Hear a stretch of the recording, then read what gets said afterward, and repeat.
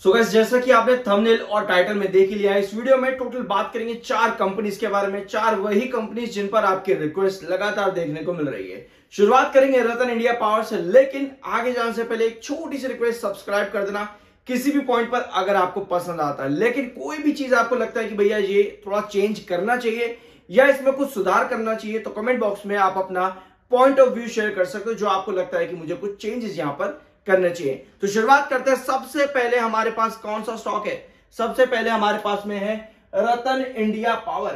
सो रतन India power क्यों इतना ज्यादा इंपॉर्टेंट है इन्वेस्टर्स के लिए, स्पेशली रिटेल इन्वेस्टर्स? ज्यादातर कंपनी जो हम यहां पर डिस्कस करेंगे 4 में से, उनमें ज्यादातर आपको स्मॉल कैप और थोड़े से कुछ मिड कैप्स भी देखने को मिलेंगे।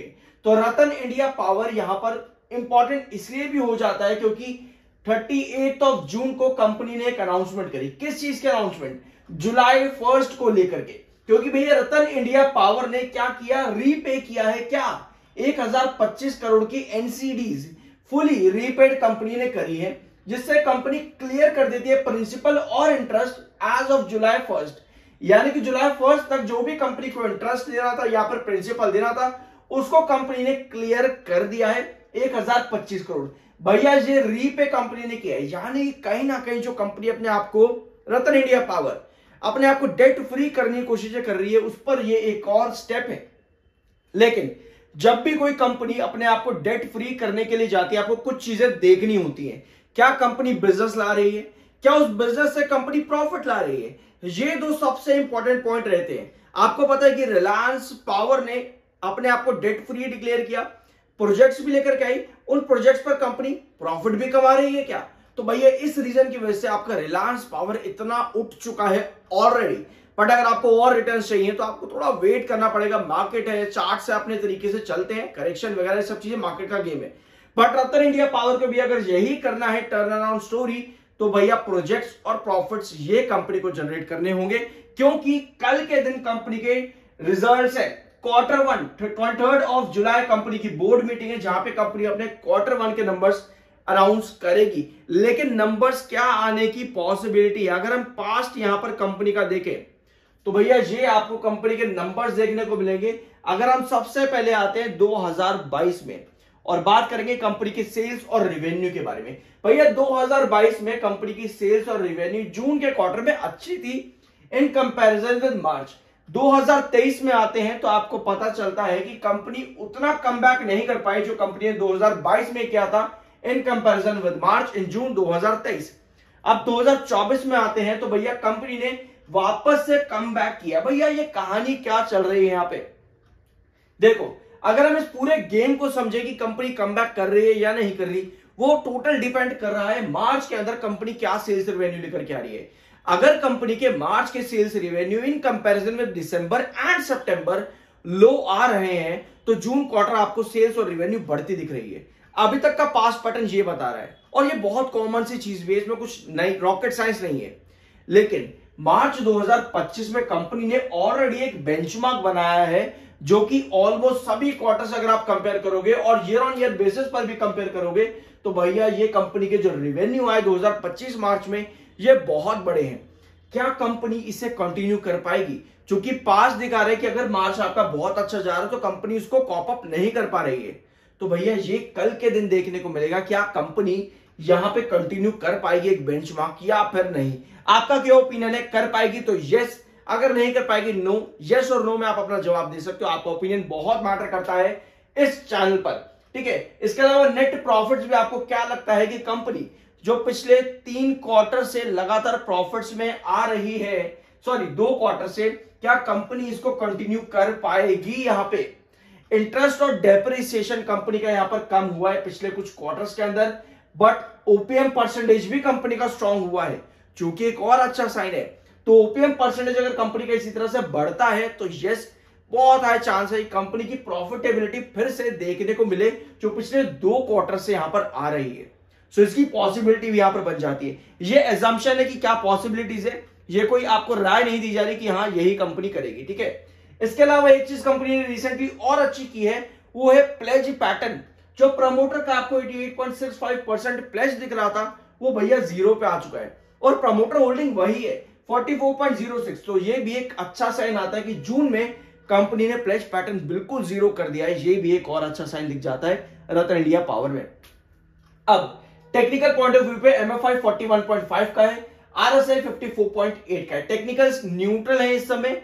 अभी की बात करें तो 32.70% की डिलीवरी है अभी के टाइम पे, और सेलर भैया ज्यादा है, 1,37,80,000 सेलर हैं और मात्र 61 लाख शेयर बाय पर देखने को मिल रहा है। यानी कि लगभग 1:2 का रेशियो बाय और सेल पर देखने को मिल रहा है। तो भैया ये चीजें आपकी रतन इंडिया पावर में, ठीक है। अब बात है सजेलिटी इंडिया पर। सजेलिटी इंडिया में इस समय 56.87 की डिलीवरी है, सेल क्वांटिटी 32,60,000 की है और बाय क्वांटिटी 15,12,000 की। तो भैया सेलर ज्यादा है, यहां पर भी 1:2 का रेशियो, यानी कि एक बार पर 2 से ज्यादा सेलर यहां पर भी बने हुए हैं सजेलिटी इंडिया लिमिटेड में।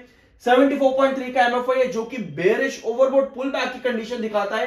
54.9 का आपका आरएसआई है। तो यहां पर छोटा सा चार्ट लेते हैं आपके सजेलिटी इंडिया लिमिटेड का।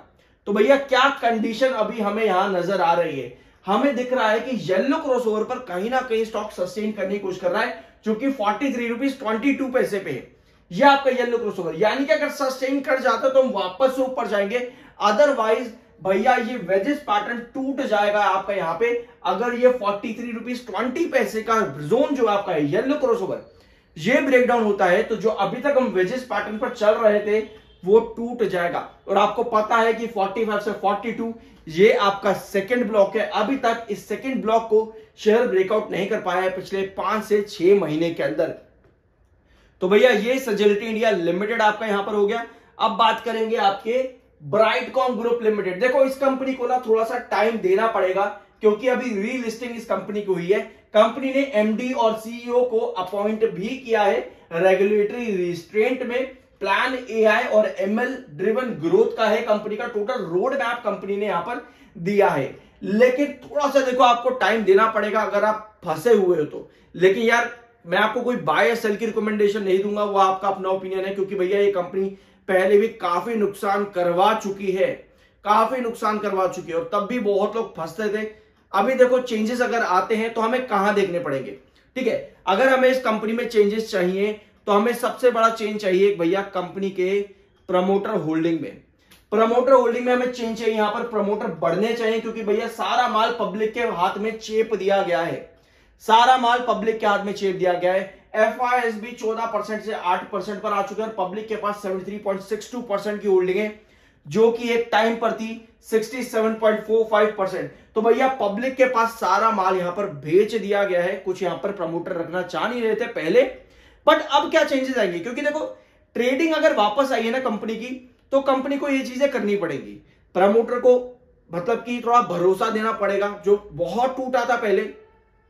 कंपनी की बैलेंस शीट फिर से स्ट्रांग होनी जरूरी है, क्योंकि भैया सेल्स गिरी हैं, प्रॉफिट्स गिर चुके हैं कंपनी के। इसके अलावा टैक्स परसेंटेज कंपनी का वही चल रहा है अभी भी जो पहले था, ओपीएम परसेंटेज भी उतना ही है।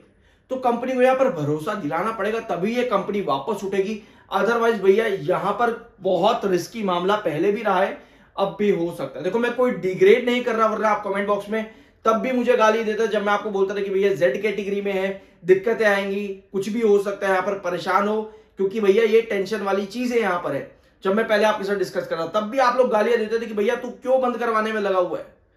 अब भी आप लोग दोगे मुझे पता है, लेकिन यार हमें रिसर्च करना जरूरी है कि कंपनी क्या कर रही है, क्या कर सकती है। अगर कंपनी कुछ पॉजिटिव्स लेकर के आती है आगे तो यस अच्छा दिखेगा हमको, लेकिन अगर कंपनी फिर वही काम करते तो भैया दूर रहने में भलाई है। बाकी देखो आपका अपना दिमाग क्या कहता है वो आपकी अपनी मर्जी है। अभी 99.45% की डिलीवरी है, डेली लोअर सर्किट है जब से कंपनी वापस रीलिस्ट हुई है। थोड़ी बहुत रिकवरी दिखी थी, बट वापस से रीलिस्ट होने के बाद में डेली लोअर सर्किट ही देखने को मिल रहा है। 3,31,20,000 शेयर आज भी सेल पर है। तो भैया सेल प्रेशर कोई यहां पर बने रहना नहीं चाहता, जिसकी वजह से सेलिंग और लोअर सर्किट ओपनिंग सेशन से दिन के आखिर तक लगा ही रहता है। But technical point of view पे आप बुलिश हो यहां पर, क्योंकि एमएफआई 20 का है, बट इसका भी कोई सेंस बनता नहीं है, क्योंकि देखो कंपनी को हमको चीजें देनी पड़ेंगी। जब तक वो कंपनी भरोसा नहीं देगी ना, ये बुलिश एमएफआई भी कुछ नहीं कर पाएगा, ये बुलिश एमएफआई भी कुछ नहीं कर पाएगा। तो हमको चीजें चाहिए यहां पर, ठीक है। अब आते हैं आपके सिनकॉम फॉर्मुलेशंस पर। इस पर मैं आपके साथ कल एक वीडियो ले चुका हूं, कंपनी के नंबर्स को देखते हुए, तो कल वाला वीडियो जरूर चेकआउट करना, बहुत सी डिटेल आपको वहां पर मिल जाएगी। आज के दिन में सेल क्वांटिटी 5,83,487 की है और मात्र 2,59,671 बाय पर लगे हुए हैं। डिलीवरी कितनी है? डिलीवरी यहां पर शो हो नहीं रही है। आपका टेक्निकल पॉइंट ऑफ व्यू पे स्टॉक न्यूट्रल है, 34.3 का MFI एंड 36 का आपका RSI न्यूट्रल टेक्निकल्स है। आई होप कि वीडियो आपको पसंद आएगा। मुझे पता है ब्राइटकॉम ग्रुप लिमिटेड को लेकर के आप लोग बहुत ज्यादा पॉजिटिव रहते हो, बट देखो यार, ये मेरा पॉइंट ऑफ व्यू है। जो मुझे पहले लगता था, आप उस पर भी बहुत एग्रेसिवली कमेंट करते थे कि भाई तू पागल है, तू ये है, तू वो है। आप अब भी करोगे, मुझे पता है, बट देखो यार, ये मेरा पॉइंट ऑफ व्यू है। मैं चाहता हूं कि आप अपना पॉइंट ऑफ व्यू रखना चाहते हो, बड़े प्यार से रखो, उसमें कोई दिक्कत नहीं है। आई होप कि ये वीडियो आपको पसंद आएगा। मिलता है अगले वीडियो में।